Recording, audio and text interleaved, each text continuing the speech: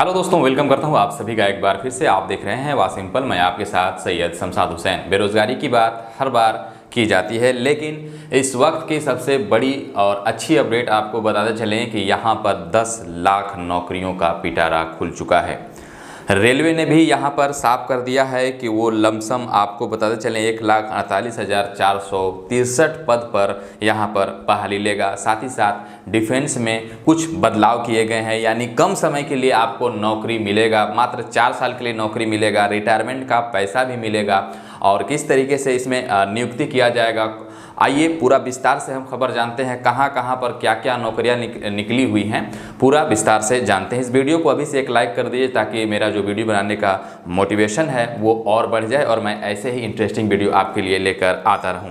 आपको बताते चलें, प्रधानमंत्री मोदी का निर्देश है कि 18 महीने में सभी मंत्रालय का जो रिक्त पद है उसको भर दिया जाए। 10 लाख ज़बरदस्त ऑफर, 10 लाख नौकरी, आप समझ सकते हैं। यहाँ पर जहाँ लोगों को नौकरी नहीं है, लोग बेरोजगार हैं, लोग यहाँ पर अपना जीवन का जो बसर है वो बहुत मुश्किल तरीके से कर रहे हैं, वहाँ पर 10 लाख एक जो है बड़ा यहाँ पर नंबर है जिसके माध्यम से नौकरी होगा। कौन कौन से नौकरी है, कौन कौन से यहाँ पर रिक्त है, कौन कौन से पद भरे जाएंगे, क्या इसमें भी कुछ राजनीतिक किया गया है या फिर नहीं किया गया है, वो आप अपने विचार से अपने मन से कमेंट में बताइएगा। लेकिन जो यहाँ पर वैकेंसी की बात कही गई है, आइए हम आपको बताते चलें। जो कि बहुत दिनों से आप सुन रहे होंगे किसी भी प्रकार की कोई, चाहे वो डिफेंस की हो, आर्मी की हो, बहाली नहीं आ रही, जिसको लेकर काफ़ी चर्चाएँ होती रहती हैं, काफ़ी बात होती रहती है कि सरकार जो है यहाँ पर जो रोजगार है उस पर ध्यान नहीं दे रही है, सरकार जो यहाँ पर जो नौकरी है उस पर ध्यान नहीं दे रही है, जो बेरोजगारी है उस पर बात नहीं कर रही है। तो आइए आज के इस वीडियो में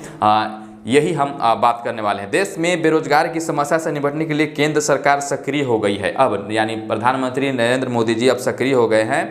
यहाँ पर बताया गया है कि विभिन्न सरकारी विभाग और मंत्रालय का निर्देश दिया गया है कि मिशन मोड में काम करते हुए 1.5 साल में 10 लाख लोगों की भर्ती करें, यानी 1.5 साल में 10 लाख लोगों को यहाँ पर भर्ती कर देना है। प्रधानमंत्री कार्यालय ने मंगलवार को बताया कि सभी सरकारी विभाग व मंत्रालय में मानव संसाधन की स्थिति की समीक्षा के बाद प्रधानमंत्री ने यह निर्देश दिया है। दरअसल विभिन्न सरकारी क्षेत्रों में खाली पड़े पदों का मुद्दा कुछ समय से गर्म है।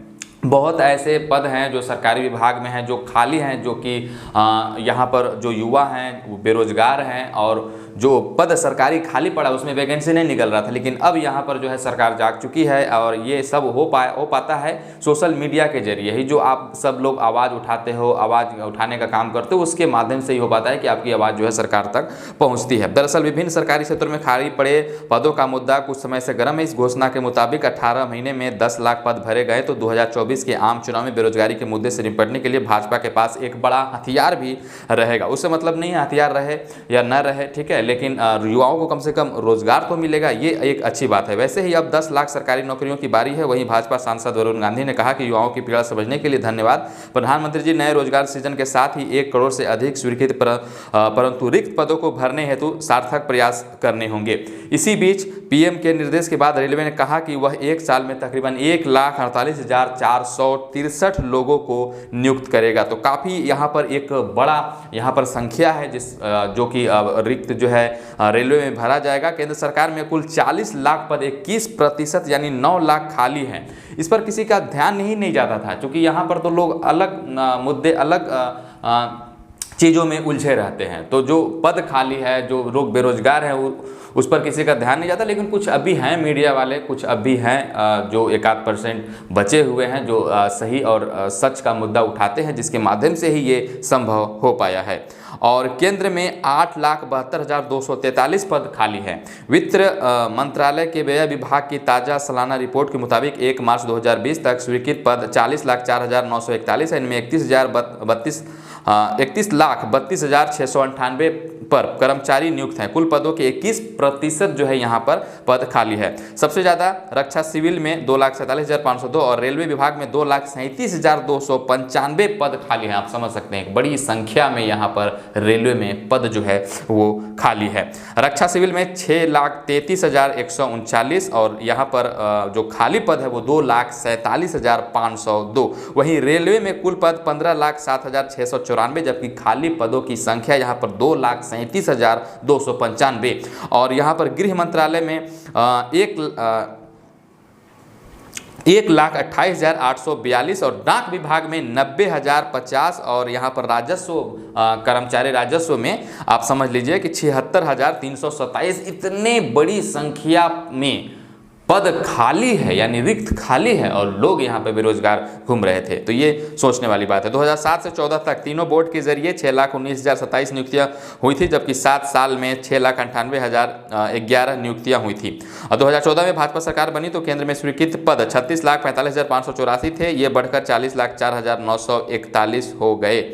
अब यहाँ पर बताते चले 5 साल 2016 से 17, 2020 से 21 के बीच 3 बोर्ड ने 4,44,813 भर्तियां की, सबसे ज़्यादा 2,14,601 एसएससी ने की। रेलवे रिक्रूट बोर्ड ने 2,04,095 और यूपीएससी ने 25,267 भर्तियां यहाँ पर की है। ठीक है। राज्य और केंद्र सरकार में ग्रुप बी के राजपत्रित अफसरों के लिए 17,005 व राजपत्रित अफसरों के लिए 80,752 पद खाली हैं।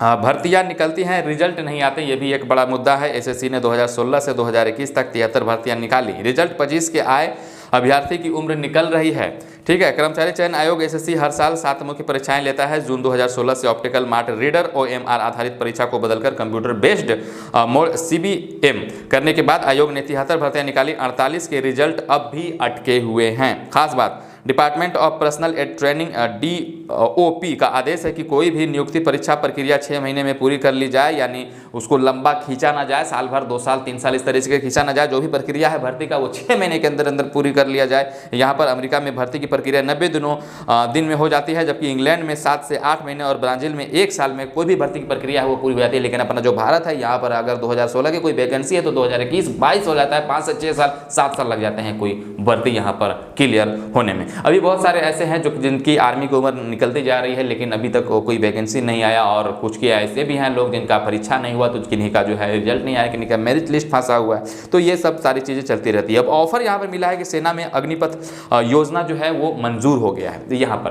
तो यहाँ पर आपसे हम एक लास्ट बार जो है वीडियो के अंत में एक सवाल पूछेंगे, आप उसका जवाब दे दीजिएगा। ठीक है। यहाँ पर आपको बताते चले जो प्रधानमंत्री नरेंद्र मोदी जी की तरफ से यहाँ पर एक जो नया नियम निकाला गया है कि 4 साल देश सेवा का आपको मौका मिलेगा। इस साल 46,000 की भर्ती होगी डिफेंस लाइन में, यानी जो फोर्स लाइन में जाना चाहते हैं उनके लिए अच्छी खबर निकल कर आ रही है। केंद्र ने सेनाओं की भर्ती के लिए अग्निपथ योजना जारी किया। ये अग्निपथ योजना क्या है, आइए हम जानते हैं विस्तार से। इसमें सेना, नौसेना और वायुसेना में सैनिकों की 4 साल के लिए भर्ती होगी। सशस्त्र बलों में अग्निवार नाम दिया जाएगा। इस साल 46,000 अग्निवीरों की भर्ती करने का लक्ष्य, इसे सुरक्षा पर कैबिनेट समिति ने मंजूर दे दी है। लेकिन आपको यहाँ पर ये नहीं सोचना है कि ये सरकारी है, ये किस तरीके से होगा, इसमें क्या नया अलग है, क्या कुछ उससे जुदा है, आइए हम उस पर भी बात करते हैं। नया या इसमें अलग क्या, 6 माह का प्रशिक्षण होगा, यानी 6 माह के आपको ट्रेनिंग दी जाएगी। 4 साल के लिए भर्ती होगा। सेना, वायुसेना और नौसेना में अधिकारी रैंक से नीचे के कर्मियों के लिए यह होगा।